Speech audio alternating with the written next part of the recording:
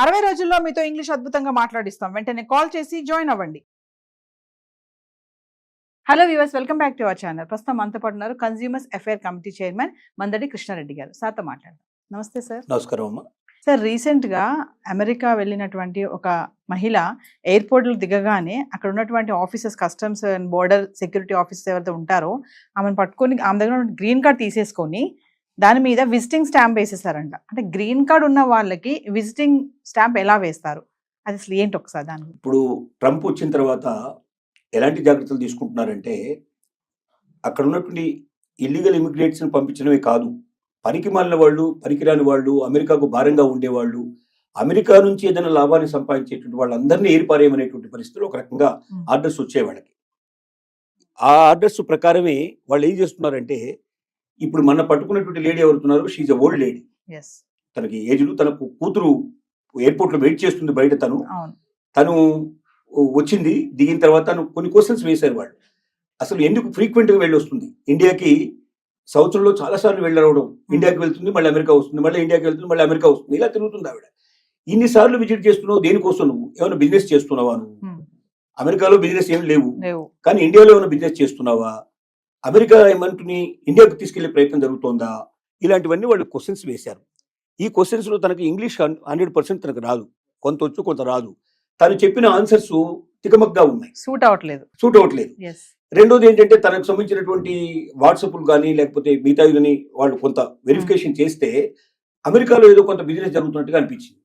అంటే ఇండియాలో జరుగుతున్నట్టుగా అనిపించింది. అంటే అమెరికాకు సంబంధించిన డబ్బులు ఇక్కడ ఉన్నటువంటి ఇండియన్స్ ని అందరి దగ్గర డబ్బు తీసుకొని తను అమెరికాకు వెళ్ళి, అమెరికా లోపల తను ఇండియాకు వెళ్ళిన తర్వాత తను అక్కడ బిజినెస్ చేస్తోంది. అంటే ఆ బిజినెస్ ఏదో అమెరికాలో చేస్తే దానివల్ల ట్యాక్సెస్ వస్తే అది అమెరికన్స్కి ఎంతో మేలు జరుగుతుంది. అమెరికాలో ఉన్న డబ్బుని ఇండియాకి తీసుకెళ్ళడం వల్ల ఇండియన్స్ బెనిఫిట్ అవుతారు తప్ప అమెరికన్ బెనిఫిట్ అయ్యే అవకాశాలు లేవు. కాబట్టి వాళ్ళు ఎంతసేపు ఏం చూస్తున్నారంటే, అమెరికాకు బెనిఫిట్ ఎట్లా తీసుకురావాలి, అమెరికాను అగ్రరాజ్యంగా నిలబెట్టాలి, అమెరికా ప్రపంచాన్ని డామినేట్ చేసి రావాలి. ఇప్పుడే ట్రంప్ చెప్పే విధానం ఇదే. అమెరికన్స్ ఇంత ముందుకున్న గ్రేట్ అయిపోవాలి, ఇంతకన్నా చాలా బిగించాలి, ఇప్పుడు ప్రపంచం మీద అంతా ఆధిపత్యం చెలాయించాలి. అలా చెలాయించాలంటే డాలర్ విపరీతమైన రేట్ రావాలి, ఇక్కడ ఉన్న వాళ్ళందరికీ ఉద్యోగాలు రావాలి, ఇక్కడ ఉన్న వాళ్ళందరూ సంపన్నులు అయిపోవాలి. అమెరికాకు ఇతర దేశాలకు మధ్యలో తేడా చాలా విపరీతంగా ఉండాలి, అంటే ఎప్పటికీ అందుకోలేని పరిస్థితి తీసుకురావాలి. అలాంటి పరిస్థితికి నేను తీసుకొస్తానని చెప్పి ప్రామిస్ చేశాడు ట్రంప్. అందుకే ఓట్లు వేశారు. ఓట్లు వేసిన తర్వాత ఏం చేశాడు, ఇల్లీగల్ ఇమిగ్రెంట్స్ ని సంఖ్యలు వేసి మరి తీసుకొచ్చి ఆ దేశాల్లో మొదలుపెట్టాడు. సంఖ్యలు వేయడం అంటే మరి తెలుసు కదా, మరి అట్లాంటి ఆర్థిక నేరస్తుల్లో మిగతా వాళ్ళని చేసినట్టుగా తీసుకొచ్చేస్తున్నారు. ఇండియాకు తీసుకొచ్చిన వాళ్ళని కూడా సంఖ్యలు వేసి పట్టుకొచ్చారు. ఇప్పటిదాకా వచ్చినట్టు విమానాలు అట్లాగే వచ్చాయి. సరే, మోడీ వెళ్ళి మనం రిక్వెస్ట్ చేసి మేము మా వాళ్ళని మేము తీసుకొచ్చుకుంటాం, మీరు తీసుకురావాల్సిన అవసరం లేదు, మీరు ఎవరెవరు ఉన్నారు ఇల్లీగల్స్ మీరు గుర్తించండి, వాళ్ళు మాకు అప్పచెప్పండి, మేము తీసుకొచ్చుకుంటాం అని చెప్పాడు. బహుశా అది ఆచరణలోకి రావచ్చు. ఈ లేడీ విషయంలో ఏం జరిగిందంటే, ఒకటి తను సరిగ్గా ఆన్సర్స్ చెప్పకపోవడం వల్ల, తికమక అవడం వల్ల, టాలీ కాకపోవడం వల్ల ఒకటైంది. రెండోది వాళ్ళకి అర్థమైంది ఏంటంటే, ఈవిడ ఇండియాలో వ్యాపారాలు చేస్తోంది, అందుకే ఫ్రీక్వెంట్ గా అమెరికాకు వస్తుంది. అమెరికాలో ఉన్న డబ్బుని ఏదో రకంగా ఇండియాకు వెళ్ళేట్టు చేసి, ఇండియాలో దాని ద్వారా వ్యాపారాలు చేసి ఇండియాకు లబ్ధి చేస్తుంది తప్ప అమెరికాకు లాస్ చేస్తుంది. అమెరికాకు దీనివల్ల ఏ రకమైన ఉపయోగం లేదు, పైపెచ్చు నష్టం వస్తున్నట్టుగా వాళ్ళకి అనుమానాలు వచ్చాయి. అనుమానాల వల్ల ఏం చేశారంటే, ఈవిడికి పర్మనెంట్ వీసాని, గ్రీన్ కార్డుని క్యాన్సిల్ చేసేసి నీకు టెంపరరీ వీసా, టూరిస్ట్ వీసా నీకు మంజూరు చేస్తున్నాం అన్నట్టుగా ఆ పాస్పోర్ట్ వాళ్ళు స్టాంపింగ్ చేసి ఇచ్చారు. అంటే ఇంకా భవిష్యత్తులో ఇది చేయడానికి వీళ్ళని పరిస్థితులు కనిపించారు. అంటే దీని అర్థం ఏమిటంటే, ఇది ఈవిడకు ఒక్కదానికే కాదు, ప్రపంచంలో అందరికీ దీని ద్వారా ఒక సందేశం పంపించారు. ఎవడైనా వేస్ట్ ఫెలోస్ ఉంటే అమెరికా లోపల వాళ్ళు కూడా మూటామూలే సర్దుకొని మీరు వెళ్ళిపోండి. రెండోది, ఇక్కడ ఉన్నటువంటి సంపదను తీసుకెళ్లి మీ దేశాల లోపల మీరు వ్యాపారాలు చేసుకోవడానికో లేదా అక్కడ మీరు వేరుకో లబ్ధి చేకూర్చే ప్రయత్నం మీరు చేసేటువంటి వాళ్ళు ఉన్నారో వాళ్ళందరూ జాగ్రత్త పడండి. ఇక నుంచి భవిష్యత్తులో ఇది నడవు, ఇది ఫస్ట్ కేసు కాదు, అంటే ఇది కేసు ఒకటే కేసు కాదు, ఇంకా భవిష్యత్తులో 100 కేసులు 1000 కేసులు జరిగే అవకాశాలు ఉన్నాయి అని అందరికీ హెచ్చరిక పంపించడానికి దీన్ని ఒక ఉదాహరణగా చేశారు. ఇప్పుడు దీనివల్ల మిగతా వాళ్ళందరూ సర్దుకునే పరిస్థితి స్టార్ట్ అయింది, అలర్ట్ గా అవుతారు. అది ఇంకోటి, భాష సరిగ్గా రానటువంటి వాళ్ళు ఖచ్చితంగా ఇంకొకరు భాష వచ్చిన వాళ్ళ వెంటనే ఇద్దరు కలిసి రావాలి తప్ప ఒక్కరే ఒంటరిగా ప్రయాణం చేయడం వల్ల కూడా డేంజర్ అయ్యే పరిస్థితి ఉంది. రేపొద్దున అసలు ఏమీ లేని వాళ్ళు కూడా, ఏదో వాళ్ళ పిల్లల్ని చూడడానికి వెళ్ళిన వాళ్ళు కూడా సరిగ్గా ఆన్సర్ చెప్పకపోతే, గతంలో వీళ్ళకి సాయంగా వాళ్ళే ఇచ్చేవాళ్ళు. ఎవరన్నా భాష తెలిసిన వాళ్ళని, లాంగ్వేజ్ ఎవరైతే చేస్తారో దుబాసీలు అంటారో వాళ్ళని వీళ్ళని పెట్టి వీళ్ళకి సాయం చేసేవాళ్ళు. ఇక నుంచి సాయం చేయరు వీళ్ళు, ఎందుకంటే వీలైనంత వరకు అమెరికాకు వచ్చే వాళ్ళని తగ్గించాలనుకుంటున్నారు, పెంచాలనుకోవటం లేదు. టూరిస్ట్ వీసా కింద వచ్చిపోతే వాళ్ళకి అభ్యంతరం లేదు, వచ్చి ఓ నెల 2 నెలలు మ్యాక్సిమం 6 మంత్స్ టైం ఇస్తారు. 6 మంత్స్లో మీరు అమెరికా అంతా తిరగండి, డబ్బంతా ఖర్చు పెట్టండి, మాకు బాగా వచ్చేది చేయండి, మాకు ట్యాక్సీలు వచ్చేది చేయండి, మా వాళ్ళకి ఇక్కడ అమ్మకాలు జరిగేటట్టు చేయండి, మావి కొనుక్కుపోండి. కానీ మీరు ఉన్నవి మా దగ్గర అమ్మడానికో లేకపోతే మా డబ్బును దోచుకుపోవడానికో మా ట్యాక్సెస్ని తగ్గించడానికో మేము ఇక్కడ సిద్ధంగా లేవు. కాబట్టి ప్రపంచ ప్రజలారా జాగ్రత్త పడండి. అమెరికా ఇక ఇలాంటివన్నీ సహించదు, ఇల్లీగల్ ఇమిగ్రెంట్స్ రానివ్వదు, పనికిరాని వేస్ట్ ఫెలోస్ కూడా వద్దు, పర్మనెంట్ వీసాలు కూడా మేము రద్దు చేస్తాం, గ్రీన్ కార్డులు కూడా రద్దు చేస్తాం. ఇక నుంచి ప్రతి ఒక్కరూ జాగ్రత్త పడండి అని ఒక పెద్ద హెచ్చరికకి ఆవిడ ఒక ఉదాహరణగా తీసుకోవడం జరిగింది. అంటే ఇక్కడ మేము ఎక్కువ సంపాదించలేకపోతున్నాము, అక్కడికి వెళ్ళి బాగా సంపాదించాలి అనుకునే ఆలోచన ఇంకా వద్దు అని అంటారా సార్? ఖచ్చితంగా నేను ఒకటే మాట చెప్పగలుగుతున్నాను.